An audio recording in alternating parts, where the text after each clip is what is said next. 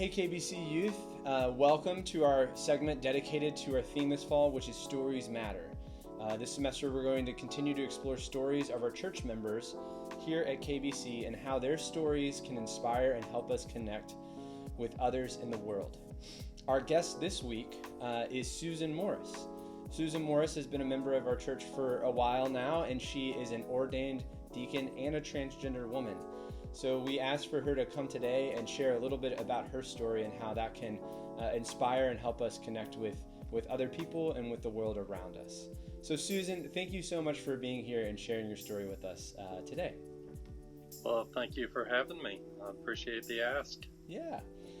So for some of our youth who may not be familiar with you, what brought you to KBC and how long have you been a member here at the church?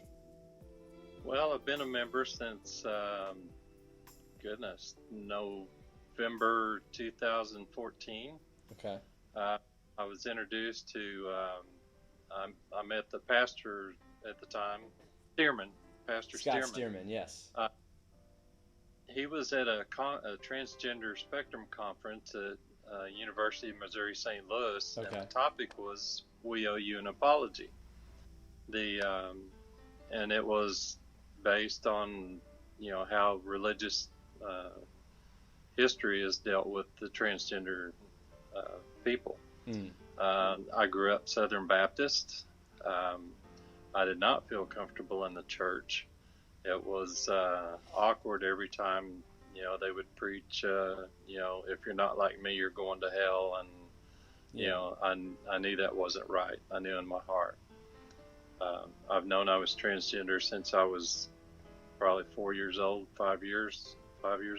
somewhere in there. So it's been a long road, Wow. but I knew I was different way back then. Yeah.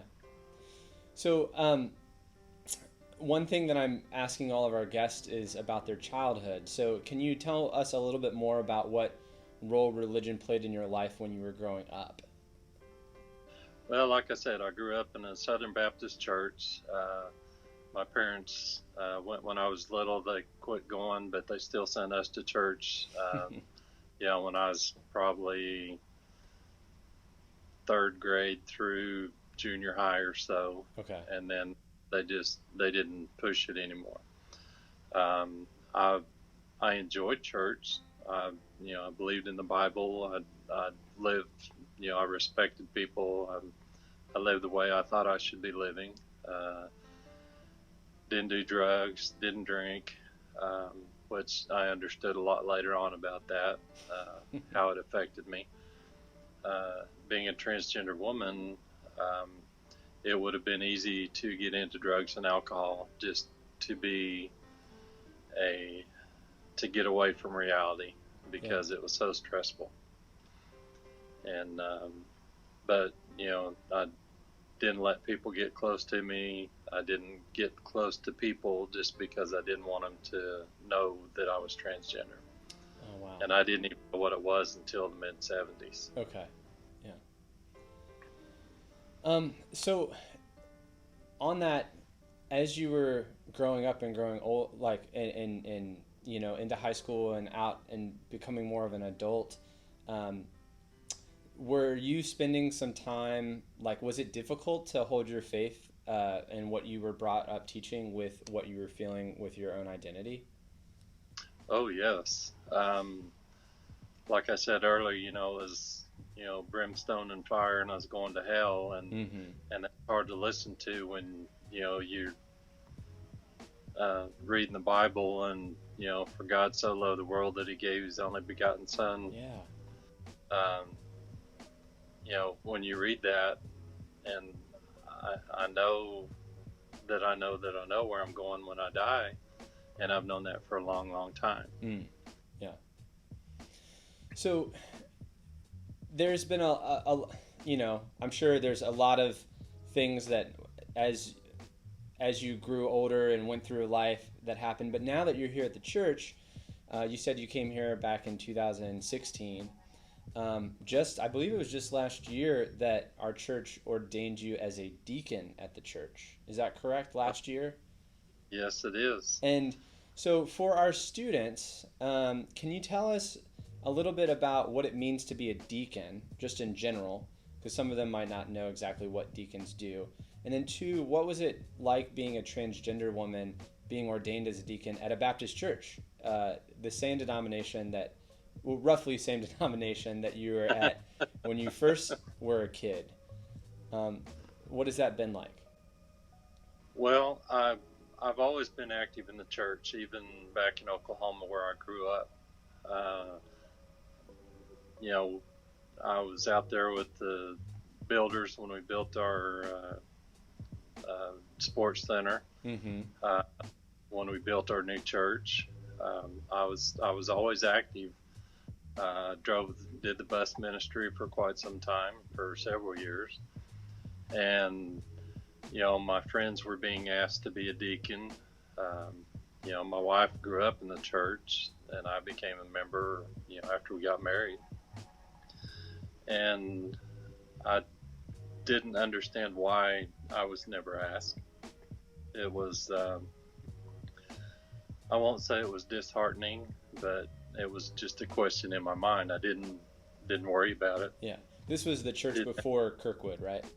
Right. Got it. And so when I was asked to be a deacon here, I prayed a lot about it, and I got my answer.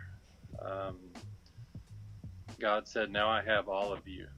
I don't have just part of you. And of course, that's what God wants. And when I surrendered and became me, which is a whole nother story, I fought it and fought it and fought it. And, I didn't think it wasn't right, but I didn't understand it. And of course, society has issues with it. Yeah. Some people still do, but I used to have migraines 3 to 4 weeks out of the month, and I was just existing. I wasn't living at all. And when I was asked to be a deacon, one, I was shocked. And the church where I grew up, women weren't supposed to be in leadership roles or, supporting roles. Yeah. But there were a lot of women in that church that I would have loved to hear preach. And then I come to KBC. Pastor Scott invited me after we talked after that conference. And I met Jenny Petty first thing when I walked in the door. I mean, who better could you meet? And we've been friends since. Yeah. It's been an awesome experience. And just to be able to support the church as a deacon, it's way out of my comfort zone, but that's where God wanted me to go. I knew that after, when I was praying about it. When I got my answer, I knew exactly that's where I needed to be. That's amazing. And on top of that, as being not only transgender but also a transgender Christian, how does your faith continue to play out in your life now? Like in the things that you do, either if it's work related or however you're interacting within the world, how does your faith influence what you do? Quite a bit. Like I said, my faith has been strong for years and years and years, even, from a youth. And I always followed my heart, and I always listened to God. If it would have been up to me, I'd have transitioned when I was 5 years old. But that wasn't God's plan. It was, I was pushing 50. And it was quite the experience.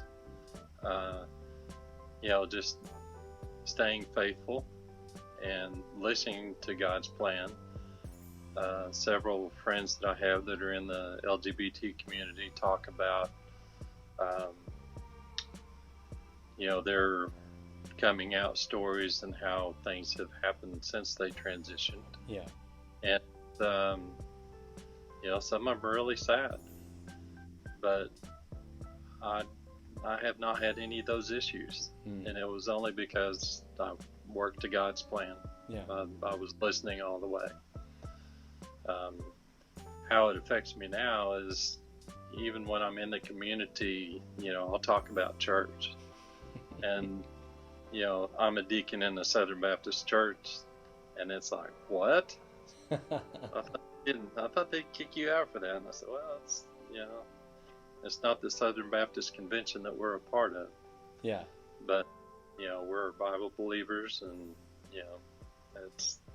it's been wonderful, and it's been eye-opening, and I've invited a few people to church, and hopefully someday they'll come. Yeah.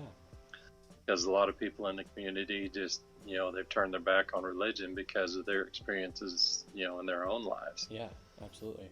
Yeah. That's encouraging, to be able to say that, where I go to church, it is open and affirming. I was not the first transgender person in the church.